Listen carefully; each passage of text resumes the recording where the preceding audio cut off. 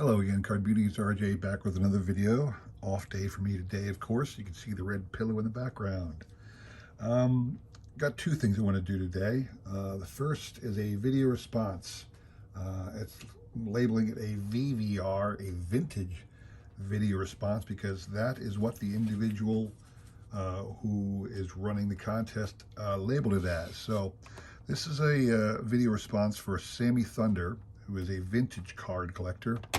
Now, I'm not sure if he and I have the same definition of what a vintage card is, because he's giving away some cool prizes. And those cool prizes are cards from the late 70s and early 80s. And I believe he calls them vintage. And, you know, me personally, what I consider a vintage card might be different than what some other people consider a vintage card. Because I consider a vintage card anything that's pre 1952 tops. So like 1952 tops to me signaled the birth of the modern baseball card craze. I mean, obviously Bowman had been around before that, and several other card manufacturers were out there long before that as well. But that really instituted the modern era of baseball card collecting. So vintage to me is pre-1952 and pre-tops. And then there's the junk wax era, which, you know, debatable what year in the mid 80s it started, but that's when the junk wax era picked up. And then you have what we would consider modern cards, I would say ballpark 2000, somewhere in the 2000, 2010 range, if you were trying to pin it down. And then that era from 1950, when Topps started, to the junk wax era is pretty much what I would call the golden era of card collecting, when Topps ruled, and they had the fantastic designs. So I don't necessarily consider vintage anything in the 70s or 80s, but I'm definitely going to show off some cards that span the years in response to Sammy Thunder's contest. So here we go. So I want to show off, first of all, my only true vintage card in my collection, although I'm going to try and get some more. Have here a 1909 E95 Philadelphia Caramel card of Ed Willett, spelled Willett's on the card. I picked this one up because I was looking at T206s, and you know, they're outrageous even for some of the common ones in bad condition. But as a set collector, I didn't want to have some random card. I wanted to try and complete a set. That's just who I am. Well, this set only has 25 cards in it. I thought, well, gee, I'll try that. And a lot of them are just common cards. But if you look at number 1 and number 8, you'll see that putting together this set is no easy feat, even for, especially for somebody like us, common folk, who do not have gobs and gobs of cash just, you know, to throw around. But this is my first pre-war card. I shouldn't say it's my first. It's the first since I got back into collecting. It's the only one I have now. Let's put it that way. And this is one I'm going to try and complete I'm going to try and complete the whole set over the years, but we'll see how far we get. So that's my one true vintage card, as I call vintage cards. On top of that, I want to show off several cards from a PSA set registry I started, which was the all-time greatest Phillies PSA set registers. And that set spans a card from the 33 Gaudy all the way up to some of the modern cards in the 2000s. So I'm going to show you off the ones I have. I've only got 9 so far. There's about 35 cards in the set, something like that. So here we go. I have a 1948 Leaf card. So this would still be considered, I guess, vintage because it's pre-tops. And then a 1949 Bowman, Andy Semenick. Those two guys were members of the Whiz Kids. That's why they make the all-time great, the 1950s team.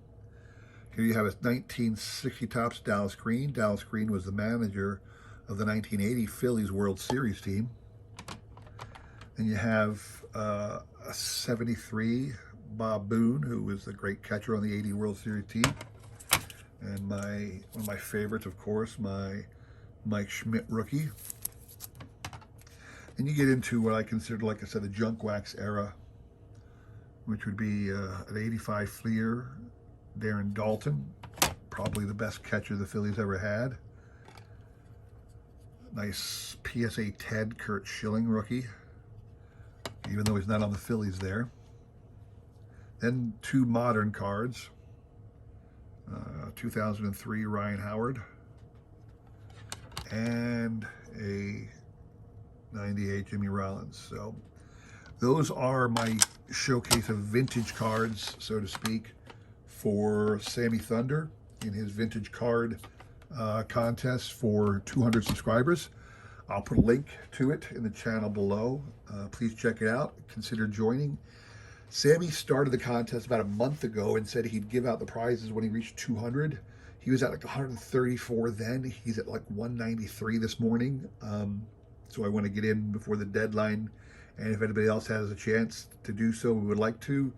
I highly encourage you. The link is in the description below, okay? The second thing I want to do is talk about Christmas a little, only because I'm doing something a little different than a lot of channels. I see a lot of channels out there right now doing Advent giveaways, which is a really cool thing. You know, one prize a day or one video a day through the month of Christmas, giving away this, giving away that.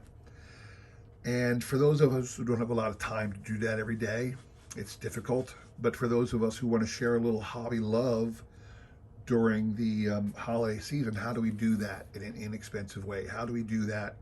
How do we share a little hobby love with our Cardmunity that doesn't cost us an arm and a leg, that doesn't require a lot of time and things like that? So what I thought is, something I haven't done in years is to write Christmas cards.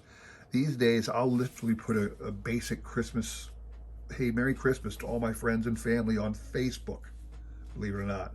I'll call those who are really, really important, but for the most part, all my friends and relatives, we just put a big Facebook notification, and that's how we wish everybody Merry Christmas. And we've stopped sending Christmas cards, believe it or not. So, well, this year I'm going to send out Christmas cards to a lot of my Cardmunity friends, people whose address I have acquired this past year in making videos. And I have a whole stack here. And it's not just Christmas cards, I call them Christmas baseball cards, because inside every envelope is a Christmas card, but inside those Christmas cards I have included 2 baseball cards. I've tried to put in 2 that I know those individuals would like, because I know their PCs or what their interests are. But in the case when I don't, I just throw in a couple cards I thought were kind of cool. And I think that's an inexpensive way for us all to share the hobby love. So I'm throwing out a challenge to everybody out there who can't do videos every day or doesn't have a lot of money, to write just send out some Christmas cards to a few friends of yours in the Cardmunity. Send them a card and throw in a couple penny cards, you know, junk wax era, some 88 tops, 89 tops, or whatever, some 91 Donruss. Just throw in and spread a little hobby goodwill. If it's football, hockey, basketball, non-sport, whatever your pleasure, just share the love of our hobby with your friends by sending them a Christmas card or a Christmas baseball card or a Christmas trading card, so to speak. So that is my challenge to you all today, along with my video response to Sammy Thunder. So, you know, I hope you all enjoyed this little quick video. It's an off day for me, but something I wanted to do today. Thanks for watching my channel. Thanks for taking the time out of your busy day to do so, because I know we all got better things to do than make videos and watch videos. Certainly we got a lot more draws in our time than this, but you know, so thank you for watching, and please consider subscribing, commenting, all that jazz. I'm coming up on 200 subscribers myself. That'd be quite the target. So anyway, thanks again. I hope to see you guys tomorrow for one of my regular videos. So thanks for watching. Take care.